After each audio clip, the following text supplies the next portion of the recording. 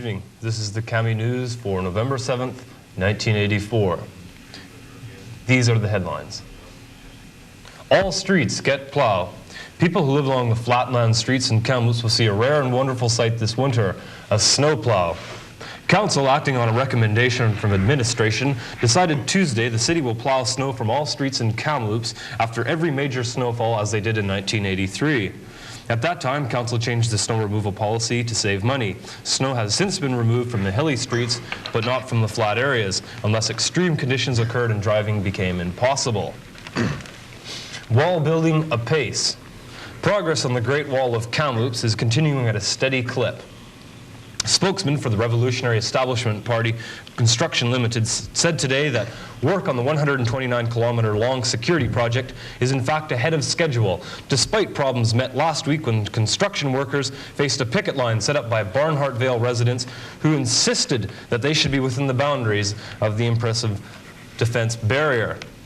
We're very happy with the construction so far. This wall should prevent even the most persistent of barbarians from infiltrating the city, said Hank Taskin, foreman for construction between Dallas and Valley View.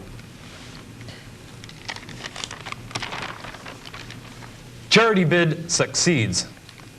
The Kamloops Kiwanis Club grossed $10,900 on their two-day 21st annual Kiwanis radio auction, realizing 63% of the retail sale value of some 300 items donated by local businessmen.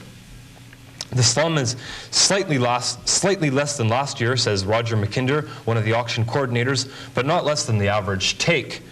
There was a kaleidoscope of items offered, everything from dinner to, where's mixed?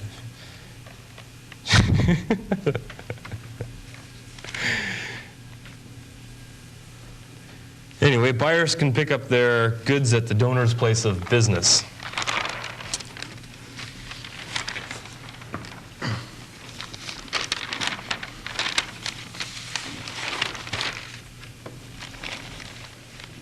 Oh, Coffee House is on sale at Kami Way grocery stores, regular, drip, or extra fine, 369 package for $3.19.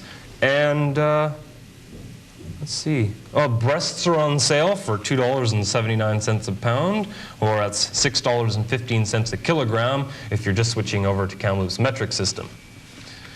And I guess that's just about it. Over to you, Steve, with sports. Thanks, Dwight. Well, it was just a crazy day for sports. A lot of upsets, most notably in the Midgets Divisional Gladiatorial Games last night, when local boy and favorite to win this year's Max Ernst Cup, Donald Fishmonger, was beaten to a bloody pulp by visiting barbarian Samuel Johnson in a 5-hour contest at the Memorial Arena. Fishmonger's coach, Guy Ramirez, criticized referee Guy Tangent's decision to stop the fight, hinting that his next move might be to coach bantam hockey. Westside Broomball blasted visiting Barnhart Vale in a grueling 10-minute match, deferred decision vote. It was a blitz from the moment they slipped on their jockstraps. Westside scored 18 times before the game was slated to start.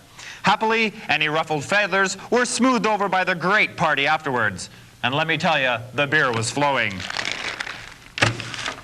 Just a little reminder that dart season will officially begin tomorrow. Those who have been practicing before the season opens are urged not to appear too confident. This may act as reason enough to have your membership revoked. Spokesman for the Kamloops International Dart Association explained that the move was introduced to avoid a repeat of last year's darting disaster when certain competitors put a dark spot on the otherwise jovial tournament with a lack of humility. Joggers who will be out tonight are as follows: Ivan Gromich, Louise Anderson, Winnie Mackay-Smith, Brian Olius, Gord Bryant, Doug Olson, May Cooch, Bard Polson, and Donnie Cartier. We here at Kami Sports would like to extend our admiration and respect to tonight's joggers. Good work, folks, and keep pounding the pavement. Other hockey news. So far this week, there's been a total of 17 games played at Memorial Arena and a whopping 42 games played on private rinks and on the city's busy streets. And a special to Kami Sports, tomorrow, Barnhart Vale lost their final game of the season because someone stole the blades off their skates. Back to you, Dwight. Thanks, Steve. And now weather with Dwight. Thanks, Dwight. And here is the weather. This is the border of the Kamloops, the Great Wall of Kamloops going around here. And on the outside, as you can see, anarchy, moral decay, storms, Shazam, etc. Up here and in the top left-hand corner, we've got hurricanes, snowstorms, blizzards, etc. And down in the lower left, we've got the plague, which has been ravaging most part of that area in there. We've had a few infiltrators trying to get in and poisoning the city. And to the east, we've got some nuclear tests that have been going on. Doesn't look like there's going to be too much life on afterwards there. But as you can see in Kamloops itself, nothing but sunshine. And just a little note, a check for $20,000 goes out today to little Janie R. of Kamloops, who sent in her map of what she thinks Kamloops looks like. Back to you, Dwight. Thanks, Dwight. One last story on a humorous note.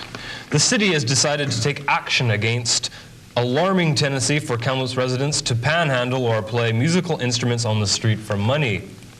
What are we going to do about it? Well, beggars not fit enough to join the army are being shipped off to Barnhartvale. Well, Dwight, I wouldn't be surprised if the Army wouldn't take a lot of those guys. Well, Steve, I sure would want one of those guys hanging around in front of my house. This has been the Kamloops News for November 7th, 1984. God bless. Good night, Steve. Good night, Dwight. Good night, Dwight. Good night, Dwight. Good night, Dwight. Good night. Good night. So, you gonna do anything after work tonight? No, I'm gonna go sleep. Read papers.